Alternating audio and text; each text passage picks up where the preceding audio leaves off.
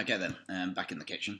So this is kind of week 2 of cost theory, and what we're going to talk about is the move from we're going to talk about the move from the short run to the long run. So what we said was that the short run, the short run was defined as the period of time in which there was at least one fixed factor of production, and we said that in the problem with that, was that as we move into as the firm tries to expand, this fixed factor of production gets overused.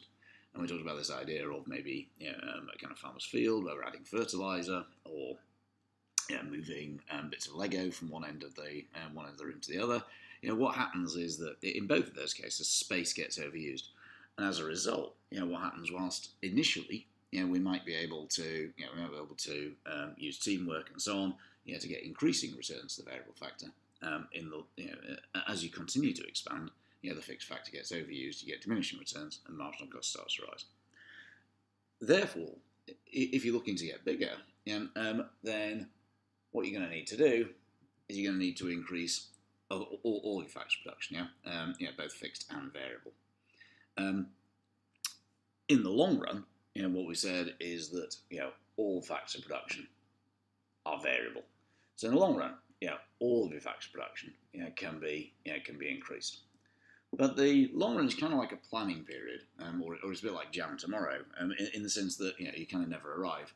So if you take Doverbrooks, obviously, a couple of years ago, we were constrained by the buildings that we were in. We had the Swan, we had Hewitt, and so on. Suddenly, we move into 333. That's the long run. But then, as soon as you move in, we're now constrained by the size of the bigger building. So the firm always operates in the short run, and the long run is kind of like a planning period into the future. But what we need to do is to say, well, what happens as we move from one scale of operation to another? That's the idea. So that's what Doverbrooks has done. We used to be very small with small numbers of scattered buildings all over the place, gradually got bigger and bigger. What happens to our cost structure? What happens to each short run as we move from one to the next? And that tells us the nature of long run costs. Now we said, why do you want to expand? We said there are all sorts of reasons that you might want to expand. So you might want to gain market share, to gain because they'll give you pricing power. It might help you to diversify, to spread risk. It might help you gradually to build up a cash balance. It might make it so like Apple, we said, has $280 billion of cash sitting around and so on. But the main thing that we focused on, so most of that's on the kind of marketing revenue side. But the main thing we focused on, was this idea of what happens to costs, And we talked about this idea of economies of scale. So we said when we're looking at expansion, we said that you can expand in two main ways. One of which is slightly misleading. We can expand what's called internally or organically, which is by basically investing. So in new capacity of your own. So that'd be like Sainsbury's, opening a new store, Sainsbury's local, that type of stuff, Or alternatively, and that's sometimes called organic growth as well.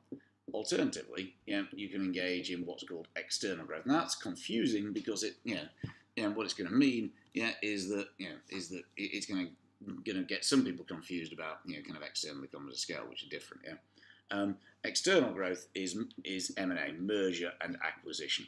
So that's basically takeovers, or mergers, with other firms.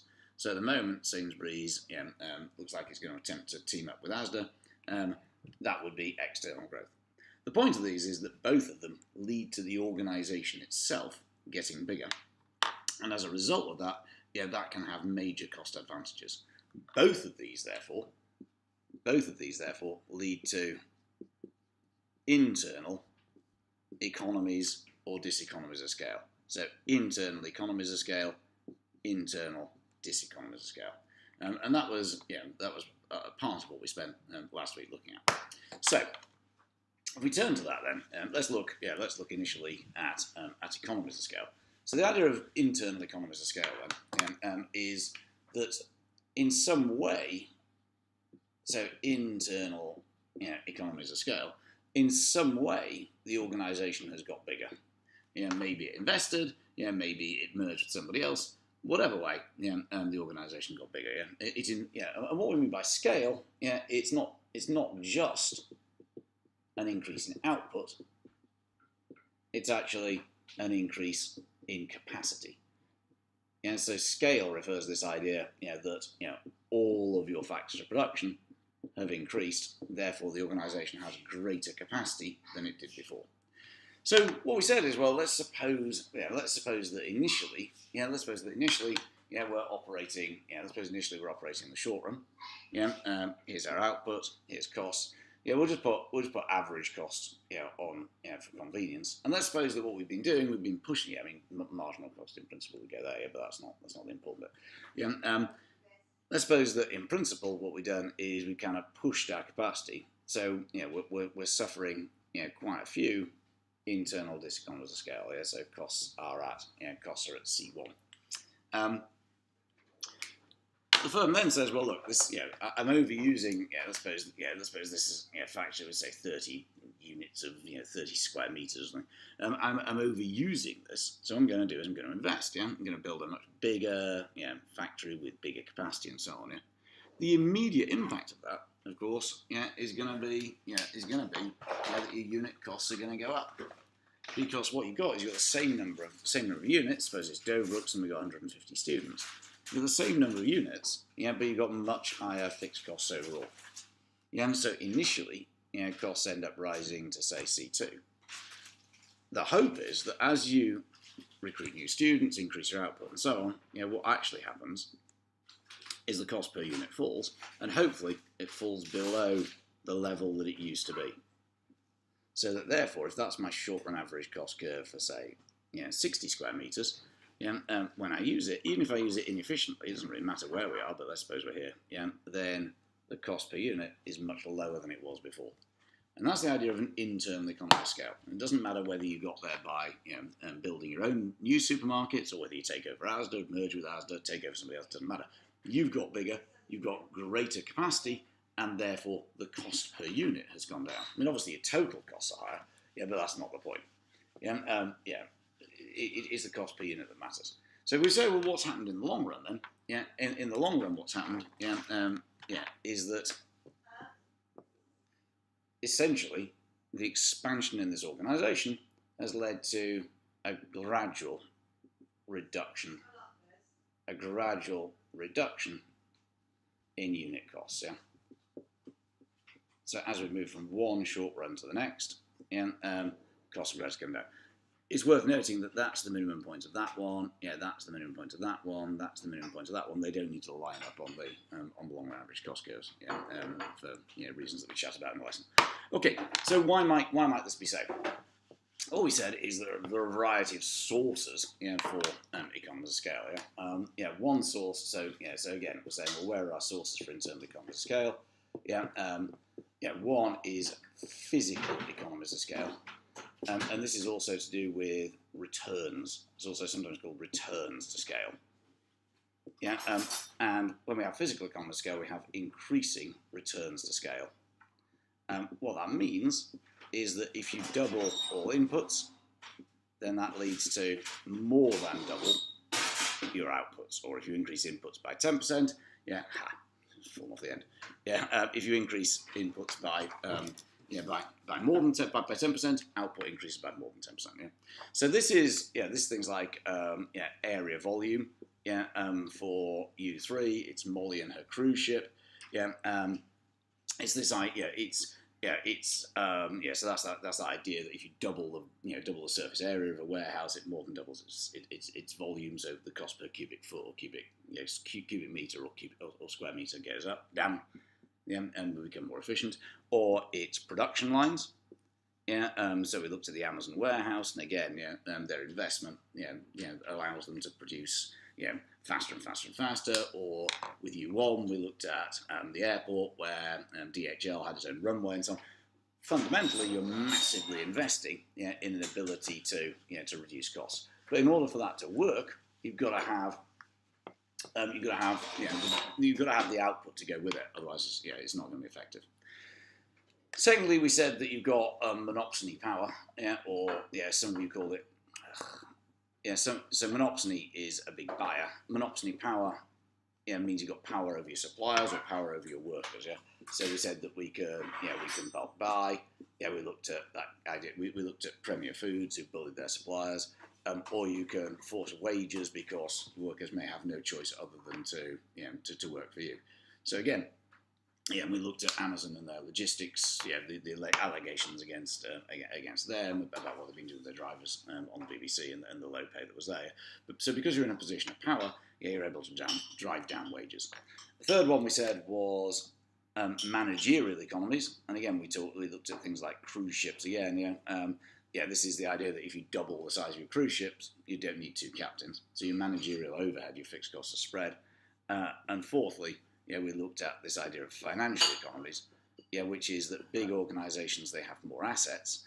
Because you have more assets, yeah, then that may lead to lower interest rates, yeah, so it's easier to borrow, cheaper to borrow from banks, yeah.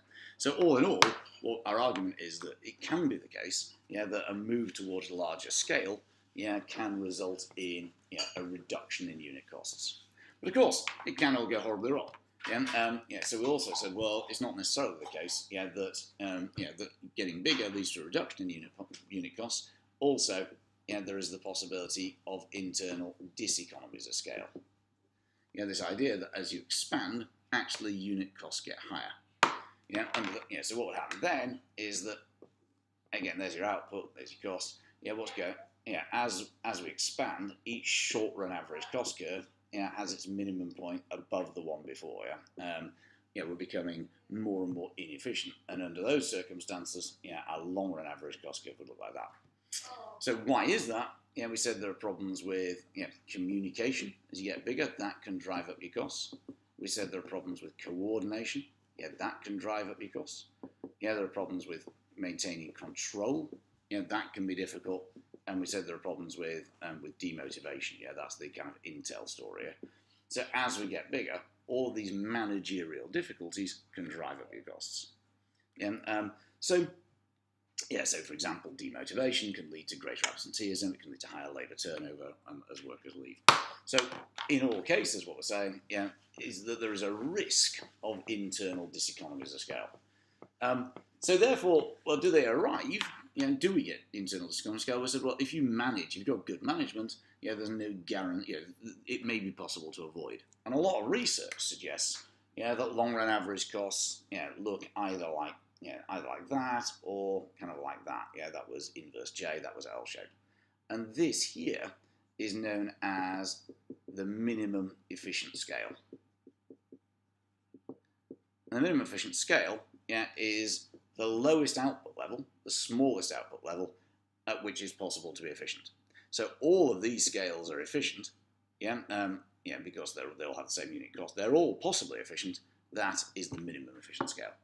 And on a standard diagram, which was we argued in the lesson is completely pointless. You'll see that's your long-run average cost. That's the minimum efficient scale, which is stupid because really it's the only efficient scale. Here we have economies of scale. Here we have diseconomies of scale. And that's a standard diagram. So, depending on how early the minimum efficient scale sets in, so if you've got a cost, no, it's not going to work down there. If we got a cost structure like this, as opposed to that, firms in this industry are going to be much bigger than those, because in these ones, diseconomies of scale set in so early, there's no point in getting big. Finally, we looked at, well, what happens if you stay the same size, but the industry grows? So you're happily, your business, here you are, you're producing output Q1, here's your cost curve, or maybe you're there at Q2, it doesn't matter. What happens if the industry around you gets bigger? That's the idea of external economies of scale. So external economies of scale, they say that 1960s, you're a bank in London. By 2018, there are hundreds and hundreds and hundreds of other banks in London. You may or may not have got bigger, but the industry around you certainly did. And we said, well, what are the implications of that? And we said that they could be favourable, so we could have external economies of scale, or they could be unfavourable, leading to us having external diseconomies of scale. External economies of scale says if the industry around you gets bigger, maybe it'll attract workers. Yeah, or we thought about the IT industry, and we said, well, what's happened is that because that's become so significant, university courses have set up. That means that you can easily attract IT professionals. Whereas back in the 1960s, you got to train them yourself. We thought about the car industry, and we looked at the build-up of component suppliers. If you're trying to build a car in 1888 or something, then you have to build everything yourself. You're going to build the wheels, you can make the brakes, and you're not going to make the windscreen wipers because they weren't any on the one that we looked at. But fundamentally, everything is being done yourself. These days, companies like Bosch and so on, they produce brake discs, brakes, and so on for the entire car industry. Because they themselves are so big, they get internal economies of scale, which helps to reduce your costs. So because the industry is big enough to support these specialists, your long run, that's a bit brown, your long run average cost curves, can be reduced. So to give an output, long run average costs, are lower than they would have been. And that's nothing to do with your size, it's to do with the size of the industry. On the other hand, in the banking sector, there's now competition for workers. Bankers' salaries have been driven up. So that's making things worse. There's also competition for land. So competition for all sorts of resources. And we looked at what happened to the price of rare earth metals, which go into smartphones in 2010-11 as that industry took off. Fundamentally, all firms in the business ended up damaged as the industry got bigger because there weren't enough resources to go around. As a result of which, longer average costs were driven up. So longer average costs too. So external economies of scale, costs go down. External diseconomies of scale, costs go up. So regardless of your size itself. So where we've kind of had a long kind of run through costs, and where we looked, we kind of looked at many different types. The key is going to be centering around this though, which is there's my average cost. That's useful because it tells me whether my price is high enough to make a profit. That's marginal cost, which is useful to know when we're deciding whether or not to go ahead with an extra unit, an extra project, and so on. Taken together, those are the two curves that we're going to tend to focus on as we start looking at different market structures. Right, I shall see you all fairly soon. Hope that was useful.